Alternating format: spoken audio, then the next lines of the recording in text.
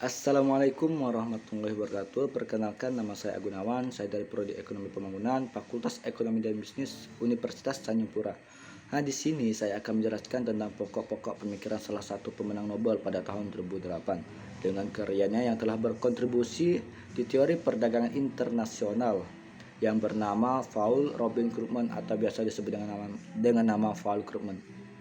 Paul Krugman merupakan ekonom asal Amerika Serikat, dan mazhab yang digunakan oleh Paul Krugman ialah ilmu ekonomi neo-Keynesian. Dalam teori perdagangan internasional ini sendiri, Paul Krugman telah berkontribusi dengan beberapa pemikirannya, yaitu ada 3 kontribusinya. Yang pertama, kontribusi Paul Krugman dalam ilmu ekonomi perdagangan internasional.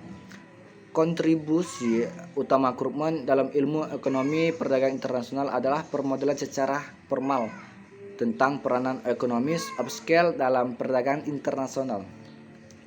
Menurut Dixit, Krugman memiliki metode yang unik dalam melakukan riset. Yang pertama, ia mengangkat suatu isu penting dalam ilmu ekonomi jauh sebelum ekonom lainnya. Yang kedua, ia membuat model sederhana yang akan memberikan kesimpulan yang relatif baru.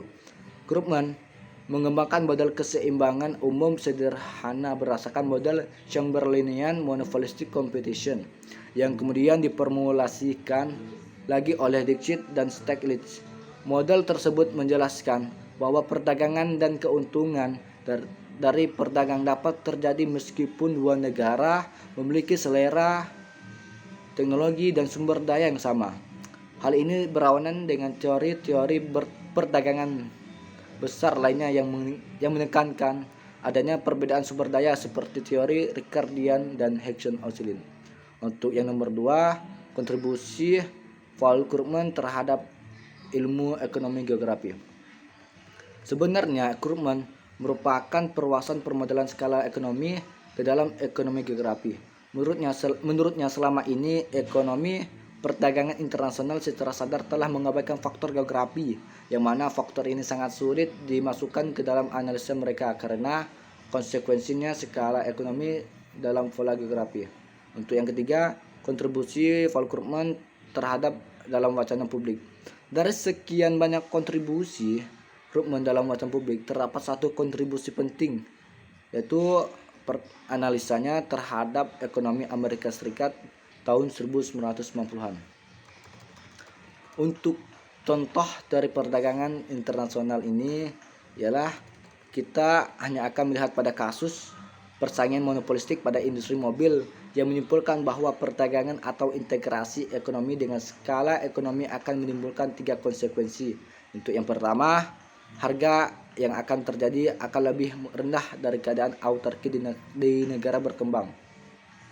Sebagai catatannya, yaitu kesimpulan ini berbeda dengan analisa Ricardian atau Hexon-Oxlin yang cenderung menempatkan konvergensi harga di antara harga autarki dari negara yang berdagang. Untuk yang kedua, jumlah perusahaan yang mampu bertahan setelah berdagang akan berkurang, sehingga jumlah perusahaan lebih kecil jumlahnya dari penjumlahan perusahaan saat autarki.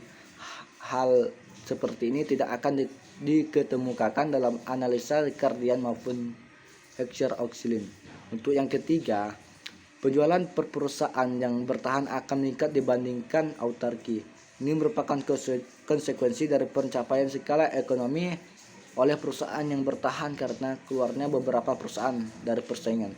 Kesimpulannya yaitu ini searah dengan fakta yang didapatkan oleh American Auto Fact tahun 1964 yang merupakan integrasi pasar otomotif Amerika Serikat dan Kanada. Untuk teori ini saya sangat mendukung dikarenakan menurut saya teori Krugman mudah untuk dipahami, di mana teori yang dikembangkan Krugman relatif sederhana dan memberikan kesimpulan yang relatif baru. Bisa dikatakan teori ini sangat terbukti. Karya-karya Krugman cukup signifikan dalam kontribusi baik ilmu ekonomi maupun perdagangan internasional. Jadi secara garis besar teori-teori yang diciptakan Krugman dapat diterima dan menjadi salah satu acuan ilmu ekonomi.